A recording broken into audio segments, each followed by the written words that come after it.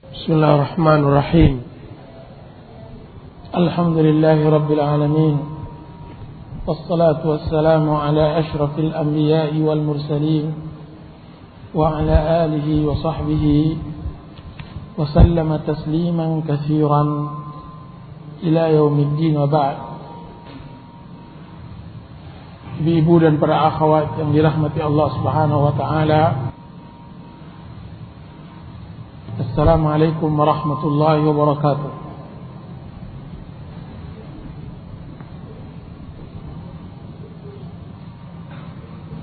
Hari ini kita masuk ke dalam halaqah dengan judul Wanita Jahannam. Maksud saya wanita Jahannam bukanlah wanita kurang ajar, tetapi wanita yang diancam oleh Allah Subhanahu wa taala dengan ancaman masuknya wanita tersebut ke dalam neraka Jahannam.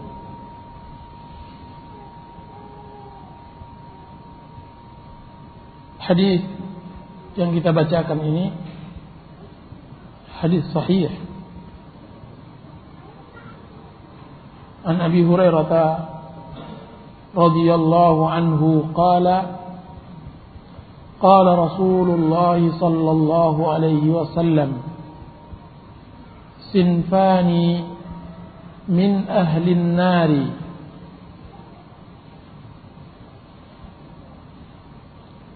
lam arahuma qaumun ma'ahum siyaqun ka'adnabil baqar yadribuna biha wa nisaa'un kasiyatun 'ariyatun ma'ilatun mumilat ru'usuhunna ka'asnimatil bukhtil ma'ilah la yadkhulnal jannah wa la yajidna rihaha wa inna rihaha la yujadu min masirati kada wa kada. Dari Abu Hurairah radhiyallahu anhu berkata, telah bersabda Rasulullah sallallahu alaihi wasallam, sinfani min ahli nar, dua golongan min ahli nar, dari penduduk neraka, yaitu penduduk neraka Jahannam. Lam arahuma, belum pernah aku lihat, yaitu belum ada dua kelompok tersebut dan dua golongan tersebut pada masa saya, karena masa tersebut adalah masa kesucian, masa keemasan. Kan tapi kejadiannya nanti setelah masa dan generasi nantinya. Apa kata Rasulullah SAW? Kelompok yang pertama, qaumun ma'ahum siyatun, yaitu satu golongan orang, ma'ahum bersama mereka, maksudnya di tangan mereka, siyatun, cambuk-cambuk, ka'adnabil baqar, bagaikan ekor sapi, yadribuna biha, dia memukul, dia pukul orang dengan itu. Maksudnya adalah orang-orang yang menggunakan kekerasan karena dia berkuasa untuk memukul orang yang dia kehendaki. Dia melakukan kezaliman. Setiap orang yang menantangnya, maka dia akan habiskan. Setiap orang yang tidak setuju dengan pendapatnya, maka dia akan lawan dengan kekuatan yang dia miliki. Dan kaum ini kebanyakannya dari orang-orang yang berpangkat, berkedudukan, dan juga orang yang mempunyai harta dan kekayaan. Dengan harta dan kedudukannya dia menzalimi manusia. Sebagian para ulama mengatakan bahwa kelompok ini adalah orang-orang yang dibayar oleh mereka tersebut untuk memukul manusia, untuk memecuti orang-orang yang lemah.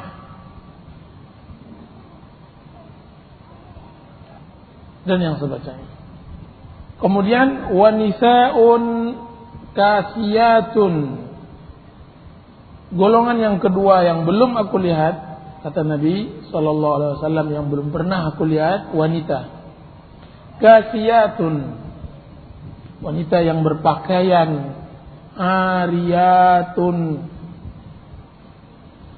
Wanita yang bertelanjang, berpakaian kasiyatun, berpakaian secara hakikat, kan tetapi ariyatun, telanjang secara makna. Pakaian secara zahir, kan tetapi telanjang secara batin. Ma'ilatun, condong kepada kebatilan dan condong menjauhi kebenaran. Mumilatun, berlenggak-lenggok, berjalan sehingga bergoyang pundak dan pinggulnya. Pundak dan pinggulnya. Ini belum dilihat oleh Rasulullah sallallahu alaihi wasallam. Ru'usuhunna ka'asnimatil bukhtil ma'ila. Kepala-kepala mereka bagaikan punuk onta yang besar, yang miring. Yaitu kepala mereka kelihatannya besar karena menggunakan khimar, menggunakan imamah, atau menggunakan rambut palsu atau semacamnya. Bagaimana mereka ya Rasulullah? La yadkhulnal jannah.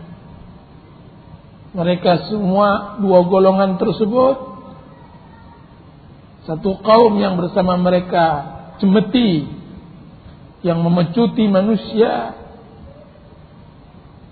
dan wanita-wanita yang kita sebutkan sifatnya di atas, la yadkhulnal jannah, tidak masuk surga. La yadkhulnal jannah, tidak masuk surga. Bahkan lebih dari itu, wala yajidna rihaha, mereka tidak mendapatkan baunya surga. Mereka tidak mendapatkan baunya surga. Padahal wa inna rihaha, sesungguhnya bau surga, la yujadu min masirati kada wa kada. Sesungguhnya baunya surga bisa dicium dari perjalanan sejauh yang telah ditentukan. Di dalam riwayat lain disebutkan bahwa perjalanan yang bisa mencium bau surga sejauh 500 tahun perjalanan. 500 tahun perjalanan.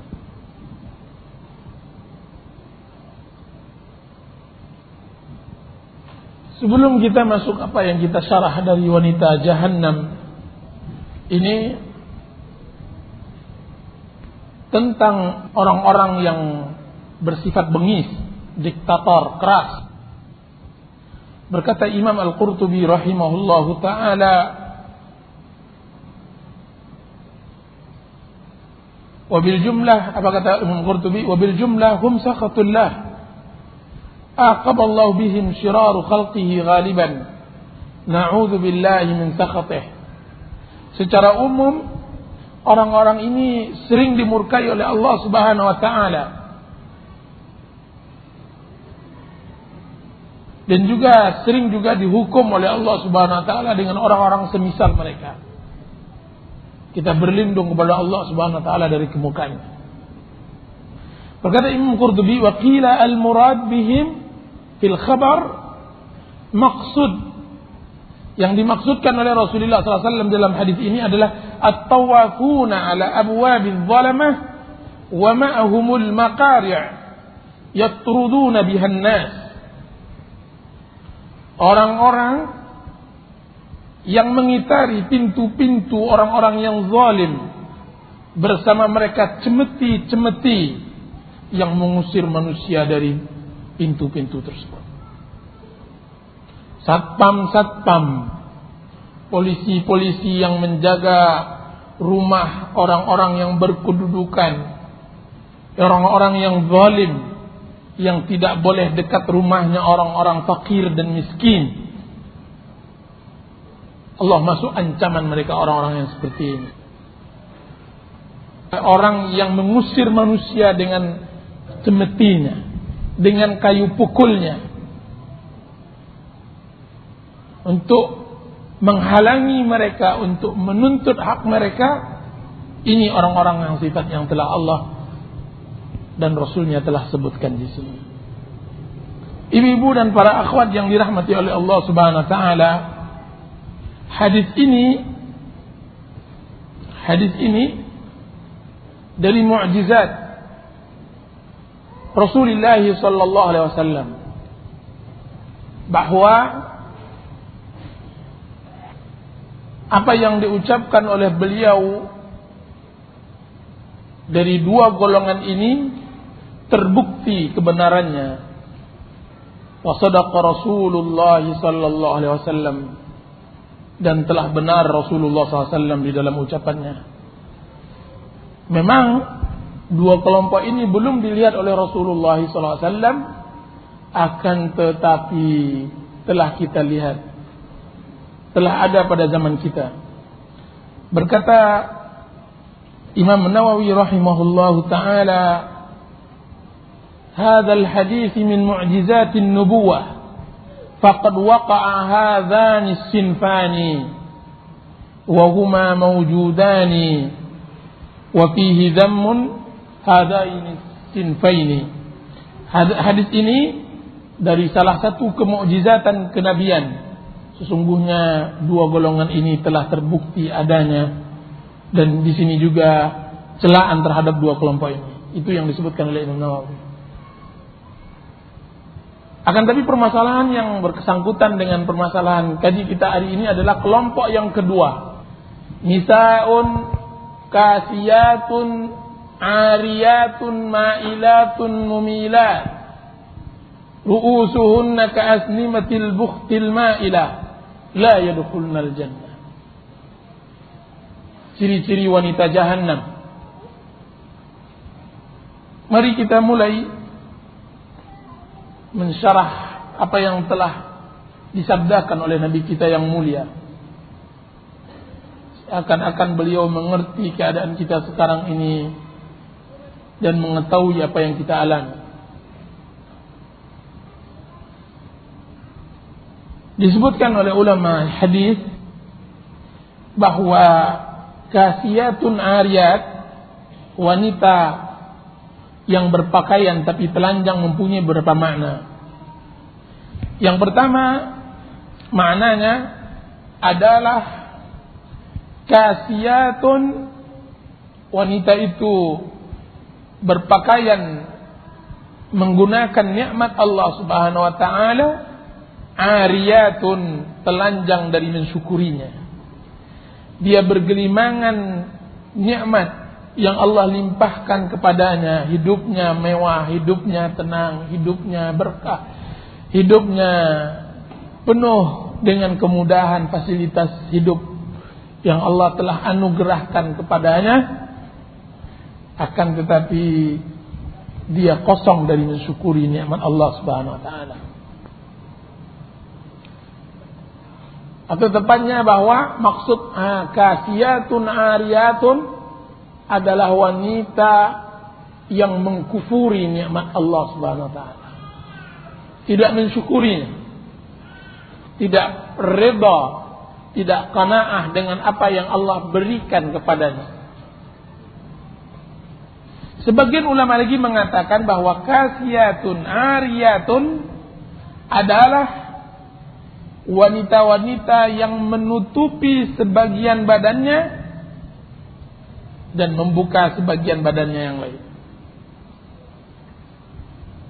Membuka sebagian badannya yang lain. Kasiyatun ariyatun. Yang ketiga, sebagian ulama lagi mengatakan bahwa kasiyatun ariyatun, mereka berpakaian akan tetapi tipis, yang dapat memperlihatkan warna kulit badannya karena tipis pakaian yang dia pakai. Dan ini adalah sifat dan ciri-ciri wanita kita zaman sekarang ini, kecuali yang dirahmati oleh Allah Subhanahu wa ta'ala. Berapa banyak wanita muslimat berpakaian akan tetapi telanjang sebagaimana yang disabdakan oleh Rasulullah SAW. Seakan-akan mereka tidak mengerti bahwa Allah Subhanahu wa taala telah mewajibkan hijab dan jilbab. Seakan-akan mereka hanya mengerti bahwa Allah mereka hanya Allah yang untuk mereka tegakkan salat. Akan tapi mereka tidak pernah memiliki Allah yang menyuruh mereka untuk berhijab dan berjilbab. Allah mereka hanya ada pada bulan Ramadan. Kan tapi mereka tidak mengerti bahwa Allah juga memiliki bulan-bulan lain selain Ramadan. Seakan-akan mereka mengetahui atau hanya mengerti bahwa Rasulullah SAW hanya memerintahkan masalah salat, zakat dan puasa. Akan tapi tidak pernah memerintahkan bagaimana menggunakan menutup aurat, berhijab dan berjilbab dan semacamnya. Itulah yang Allah sebutkan di dalam Al-Quran, ciri-ciri Bani Israel yang dilaknat.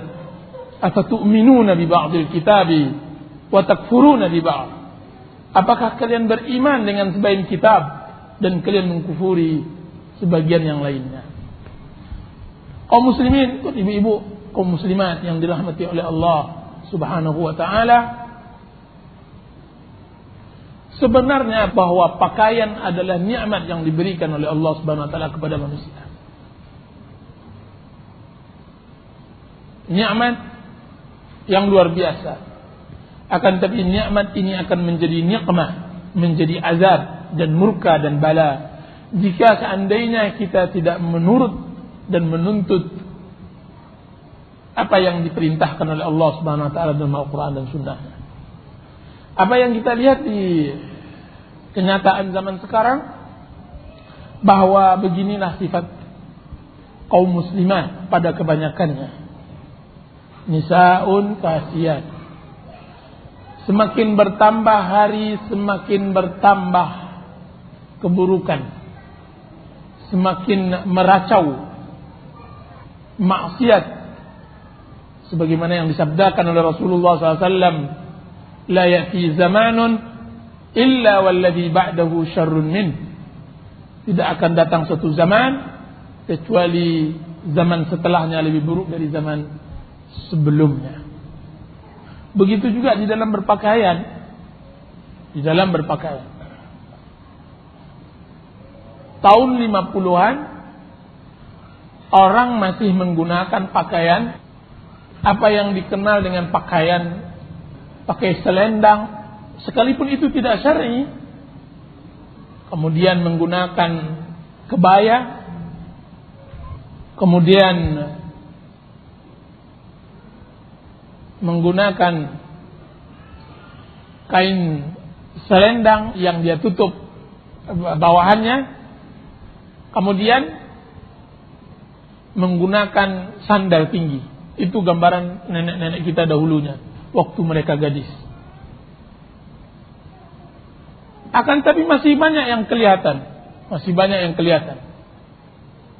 Kemudian berkembang lagi suatu permasalahan yang dahulunya kebaya itu dipakai sampai mata kaki, kemudian berganti dengan rok.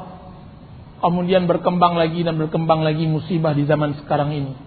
Sesungguhnya yang ditutupi hanya sesuatu yang menjijikkan saja. Selainnya dinampakkan.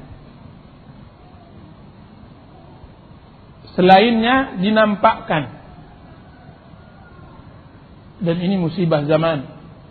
Kita tidak menyangka bahwa pakaian ini juga dipakai oleh seorang wanita yang masih mendengar azan, kemudian dia melakukan salat.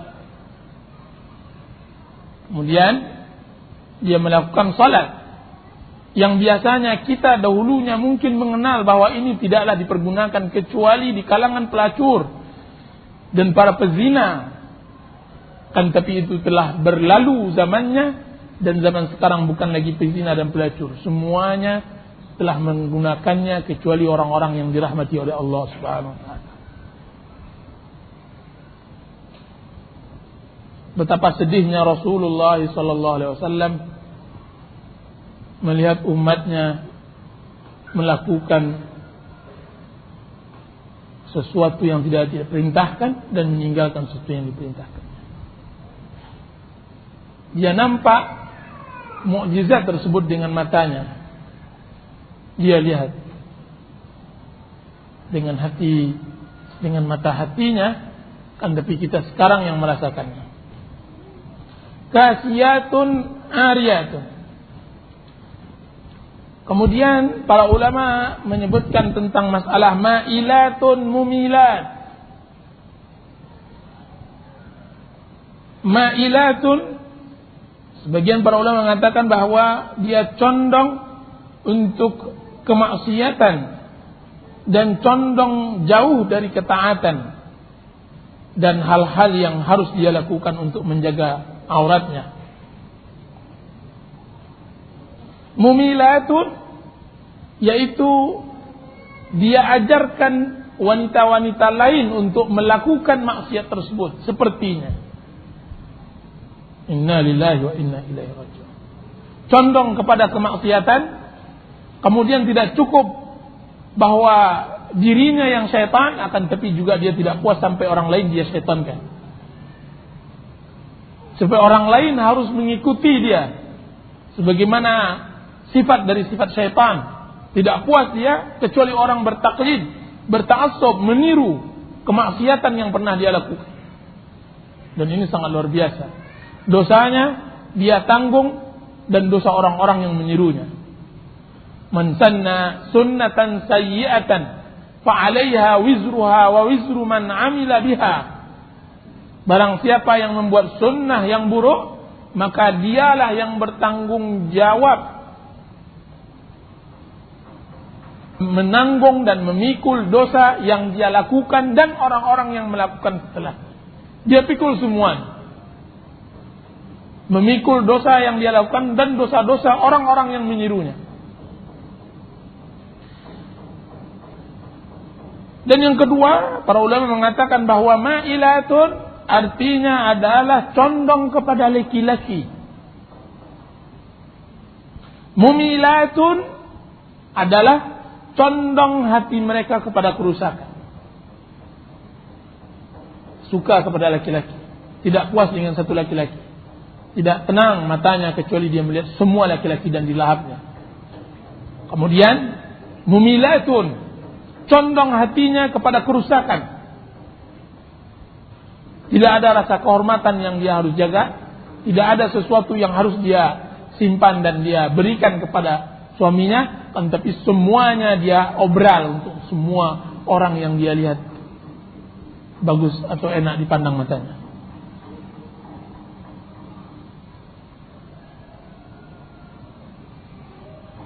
Dan dikatakan bahwa ma'ilatun artinya adalah wanita yang menyisir rambutnya dengan condong, sebagaimana sisiran para pelacur. Mumilatun menyisir saudara-saudaranya dan kawan-kawannya dan teman-temannya sesama wanita dengan cara sisir yang seperti itu. Sisir para pelacur pada zaman Rasulullah SAW atau pada zaman orang yang menafsirkan hadis ini, yaitu meletakkan sesuatu atau menggumpalkan rambut, kemudian diletakkan di belakang kepalanya seperti unta yang memiliki punuk. Dan di sini para ulama mengharamkan menggunakan cara menyisir rambut dengan cara seperti ini. Cara wanita-wanita yang dahulunya kita lihat, yang dahulunya gadis, yang sekarang mungkin adalah orang-orang tua kita sekarang. Pada zaman kemerdekaan itu paling sering kita lihat dahulu saat bersanggul. Itu di dalam Islam hukumnya haram. Di dalam Islam hukumnya dosa besar. Dan dia dalam beberapa hal. Menyanggul dengan ditambah rambut. Biasa pada zaman dahulunya kalau seandainya hendak walimahan, hendak menghadiri sebuah acara pesta dan semacamnya, seorang ibu harus berhias 1 jam 2 jam di depan cerminnya, kemudian menggulung, melipat, kemudian menyanggul, meletakkan sehingga kepalan rambutnya sama besar dengan kepalanya. Besar dengan kepalanya. Ini haram. Tidak dibenarkan dalam Islam menyanggul yang seperti ini. Tasyabbuh dengan pelacur dan bagaya, dan dia termasuk wanita yang disifati oleh Rasulullah SAW yang tidak akan masuk surga.